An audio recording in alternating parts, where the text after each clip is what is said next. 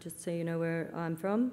I manage river and inverway stations with my husband Michael during the Southern Victoria River District of the Northern Territory, 600 kilometres south of Katherine. As was mentioned earlier, I have 3 children who are obviously the apple of my eye, and you'll have to put up with a few odd pictures of them in the slideshow to come. We run about 45,000 head of cattle on the 2 places for Japfa Santori Australia. Japfa Santori Australia is a fully owned subsidiary of PT Santosa Agrinda, which is also known as Santori. It is Indonesia's largest beef cattle live importer. PT Santosa Agrinda itself is a fully owned subsidiary of Japfa Santori Tbk, a publicly listed Indonesian company. The motto of Japfa Santori is producing protein and value-adding protein sustainably for Indonesian people. To give you an idea of the scope of the businesses, Japfa Santori Tbk is absolutely enormous, with companies in countries all over the world, including India and China. Santori is only 5% of the value of the Japfa Santori business, and River and Inverway in Japfa Santori Australia comprise roughly only about 5% of Santori. So we're a very small part of the company overall. So you might wonder how we fit into the system, and it's all about supply and demand, and also trying to guarantee a certain amount of the supply. After the live export crisis, Santori started looking at Australian cattle stations and about how they might be able to support themselves in the long term to shore up a certain amount of supply for the Indonesian market. As Jamie mentioned earlier in his speech, Indonesia is going to be a net importer of cattle. I know they're aiming for self-sufficiency, but at the moment they certainly rely on the Australian live cattle trade, which is good for us. A bit about us, a bit about our background. I'm obviously born and bred Territorian, as my husband Michael is as well. We've been in the Territory for a very long time. My family arrived in 1918 with my great-grandparents, who brought in a bullock cart with a droving herd of sheep with sundry chooks and ducks and small children hanging off it, and they moved into the Alice Springs district then. Michael's family moved into the Northern Territory onto River and Inverway stations in 1956 when they bought the properties, and in those days it was one large property called Inverway, and they moved across from Bedford Downs in Western Australia. So the families have been there for some time, obviously nowhere near as long as the local Aboriginal people, but still a substantial amount of time in the northern cattle industry. Michael, my husband, has managed Riverine for the past 20 years as his family property, and then now for Japfa. So we've made a commitment to Japfa Santori. We made a commitment once the properties were sold in 2013 to stay on for at least a year to help with the changes in structure in the business, and to guide and continue the development of the properties, which is a subject very close to my husband's heart. Now, I think when you're going to talk a bit about foreign investment in properties in Australia, which, as I've mentioned, can be a controversial issue, it can always be a bit helpful if you talk a bit about the history of the northern cattle industry. And the northern cattle industry has been around for quite a long time. Pastoralism was one of the first industries to be developed in the Northern Territory, as it was originally known and still is today, and it provides about 44% of the total output of the Northern Territory primary and fisheries sectors in direct terms, and through indirect terms quite substantially a lot more through employment, purchases for all of the properties, and other relationships with the broader communities. So it makes a far greater contribution to the Northern Territory and the Northern Australian economy than its direct contribution. The first cattle actually arrived in the Northern Territory in the 1820s. They were British-bred shorthorns, and you can still see the ancestors of those cattle today roaming around. They're called scrubbers, and they come in from the national parks in the Aboriginal country and the neighbouring stations. And the first pastoral leases in the Northern Territory were actually in the Alice Springs district around 1875.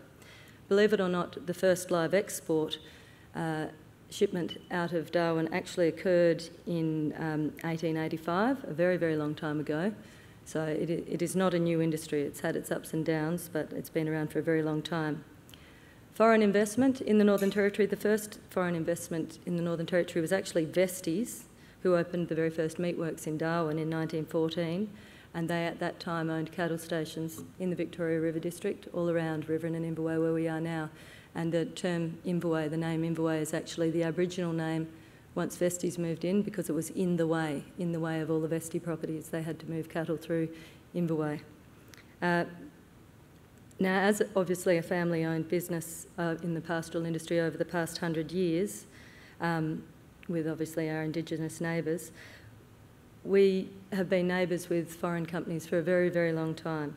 And if you come forward to today and to foreign investors who have purchased what were originally my husband's family properties, we'd have to say we believe there's a very important role for foreign investment in Australia. And looking at the history of the northern cattle industry, you can see that through the improvements in infrastructure that those companies have provided.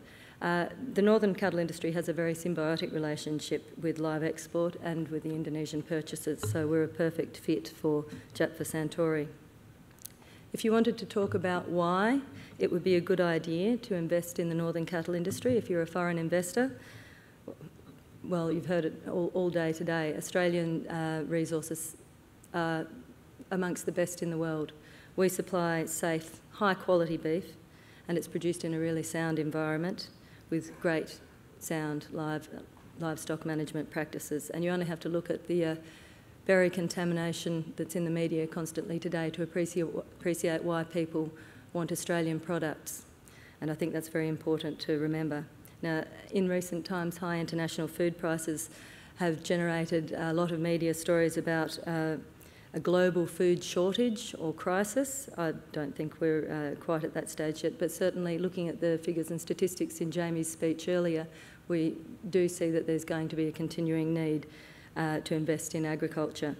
One of the advantages of our beef is it's a good lean beef too, with very little fat. There is always, whilst Australian farmers are brilliant farmers, there's always scope for improvement, and certainly I think our constantly improving management practices are a good reason why you'd invest in the northern beef industry. So we've basically got food security, a safe supply, and good quality and quantity. Perhaps not the quantities that needed to supply everyone, but certainly a good quality, and in the main, reliable water and pastures. As Barnaby Joyce said in his speech this morning, will not be the food bowl of Asia or even of Indonesia, but we can certainly make a significant contribution to supplying the food demands of those countries, and that is something that needs to be a focus of Australia. We are very lucky. We have a first world economy, and we all have a very good quality of life. As the developing Asian countries' quality of life increases, they're going to want more of the resources we can supply.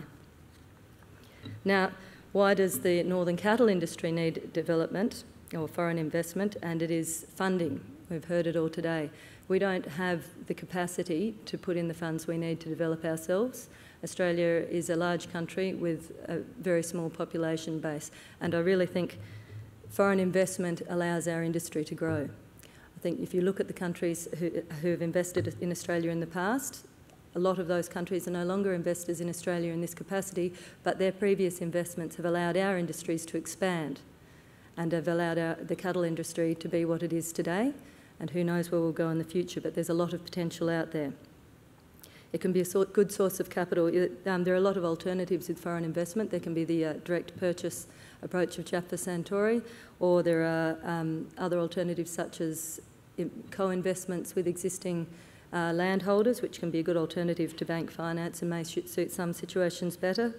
And it's a good source of capital to support pastoral lease diversification, which in the Northern Territory particularly is now an option. And so as we look at developing the Northern Territory, there are more options than just being a cattle station. So it also brings with it the potential for new innovations and new ideas that perhaps haven't been trialled before in our area, and I think it's always a good idea to have some fresh ideas to continue to build your trade. Why did Santori invest particularly in us? As I said before, it provides a certain degree of certainty for them. They know they have a certain number of cattle that will be coming in. I think the live export crisis was a huge shock for not only us but also Indonesia, our major trading partner. It had terrible ramifications which I'm still seeing across the northern community, and I think that's a really important thing to remember. The northern cattle industry is also a community. There are people, there are families who have been absolutely devastated by that. But more than that, it also had ramifications in Indonesia. It created a huge impact for a lot of people who are also dependent on the live export trade in Indonesia. And so part of the investment approach of Santori in Northern Australia was to look at not only shoring up their supply for a certain degree, but it was a gesture of confidence in the northern cattle industry to say that, yes, you know, they saw a future for the northern cattle industry. It is, as I mentioned earlier, a symbiotic relationship. We need to be able to work together. Now, what did the investment of Japfa Santori in Australia mean for our industry? In the short term, it hasn't made a huge difference to the industry at all in terms of, you can see from the photos, the herd's changed quite a lot there, by the way. Those are the original Gulf Shorthorns. But you can see that we're still selling live export cattle to Indonesia. It hasn't impacted on anyone else's businesses in the Northern Territory. It wasn't about affecting other people. The supply of our cattle is a very, very small part of the Santori business, but it was about allowing other people the opportunity to also see that there was a future in the northern cattle industry that they could impact on too. It was also about, and this is the really interesting part we have felt for foreign investment, is it was about the customers giving back to the suppliers. As cattle producers for a very, very long time, we have supplied beef that was Brahman beef to Indonesia. Brahman beef, good, solid, safe, good quality Brahman beef, which we knew grew really well in our climate. Part of the interesting approach of having a foreign investor come into your area is they tell you what they actually want as customers, and that isn't necessarily always what you think you should be supplying to them. So it's been a very interesting approach. At Riverine and Inverway, we've always had Brahmans, but we've also introduced crossbred bulls, and that has been an indication from Santori that they would like more of the crossbred bulls, just that little bit of British bred blood to change the meat slightly, and that's been very interesting. Santori is a huge operation in Indonesia. As I mentioned, it's the largest beef importer, and you can see a photo there of one of their largest feedlots when it was fairly full. And that is in the wet season. The feedlots are extremely impressive. They're built to the highest standard, and the cattle there, they're in great condition. The Santori is an extremely progressive company, and it works closely with leaders in animal technology and welfare to ensure that the animals have the best lifestyle they can possibly. Temple Grandin, who's world renowned for her handling of beef cattle, has been involved in the new Santori feedlots just built in China, and they run workshops with the Santori feedlot staff doing safe, controlled, low-stress cattle handling and use her techniques. We do the same practices in Australia, so it is really good to see that replicated up the supply chain. From our perspective, the live cattle industry, as I mentioned earlier, needs foreign investment to help it grow, but from our perspective, there have been very, very few changes to the way we actually operate our day-to-day business. There have been a lot of recent improvements though. One of the things it has done is enabled us to have a lot more resources at hand to enable us to fund the projects that we know that the country needs to develop the stations, so mainly water supplies. Water is obviously a very hot topic with regards to the potential development of the north. This is not, I'm not talking about large-scale water developments or anything like that. I'm talking about watering points for cattle. They're still expensive infrastructure to put in, so it's been great to be able to spread cattle out in paddocks. It's part of our natural resource management works is you need to be able to allow cattle to spread out in a paddock. You might have quite a large paddock unless you have watering points spread out through that paddock. The cattle will impact on one area more heavily, which is less good for the environment. So it's been able to improve our cattle handling abilities to be able to spread cattle out, and also enabled us to graze a few more cattle, which has been great for the properties. Our original job hasn't changed. From our perspective, with the change in ownership, the main changes have been the continual developing and upgrading of the property. We've always had rolling 5-year plans to look at developing the property, and certainly we've been able to look at doing that. But the day-to-day operation of the cattle station is still the core business of maintaining your paddocks, maintaining your waters, mustering your cattle, and looking after your animal husbandry issues. There's my husband with my son Xavier. We believe in starting them early in the bush, so we're trying to teach him how to start a boar. He's doing a very good job. But the main change and the very interesting part for us has been in the paperwork side of the business. Running your own business, you know what's happening at all times, and a lot of it doesn't ever get written down. From my perspective, I'm in the office all the time, so I record a lot of the data, and one of the overwhelming changes right at the start was a huge amount of paperwork that was generated so that I could keep Indonesia appraised of what was happening in the business, because obviously when you're thousands and thousands of kilometres away from your investment, you do want to know that it's running fairly smoothly. We've streamlined that a lot, but we run efficient properties. The day-to-day running hasn't changed except in terms of improving the actual infrastructure on the properties. The management of the cattle is identical. One of the things we have been working at, which was very exciting though, over the last year, is building the capacity to allow training of Indonesian staff on the stations, and we're going to have a rolling forward project where we have 4 Indonesian staff come over to Australia to have a look at how we run the operation. Part of it is seeing where the cattle come from, how they're managed in Australia, builds an understanding. Our cattle live on big open plains and in huge paddocks where they don't, they're not standing in a feedlot. So that change in environment for the cattle is very important for the Indonesian staff to have a look at that. So they come across and learn about that, and learn how we handle them in the yards there, which is very interesting. And one of the interesting things we've learned is it's actually extremely daunting for both us in terms of just how developed Indonesia is, and for them in terms of how undeveloped Australia is. All of my Indonesian colleagues who have appeared today are horrified by the emptiness of Australia, absolutely horrified by it. They can't believe that there are no houses. They keep saying, where are your next door neighbours? Oh, it's 70 kilometres that way. They're not, it's a huge culture shock. The other huge thing we've been able to do is supplement our cattle a lot, which is a very important part of the management of the cattle. Being able to supplement them over the wet season means you can run more animals, and they're in top peak condition.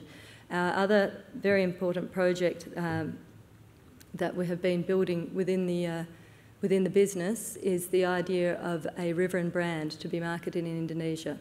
As part of the vertical integration, which is so important to the purchase of the properties, the idea that we could have our own brand in Indonesia with 100% traceability from paddock to plate, so to speak, although in realistic terms it's more paddock to supermarket, that 100% traceability, we know where the animals were born, we know how they were raised, we know how they were handled, we know what trucks they went on, what boats they went on, what trucks they then get offloaded at on Indonesia, and then exactly where they end up in the feedlot, right through to the abattoir, gives a huge confidence to any consumers. They know exactly where their animals are coming from, and it won't be all of the riverine cattle, but we are looking forward to marketing our own beef under the riverine brand in Indonesia. It's a very positive move for us.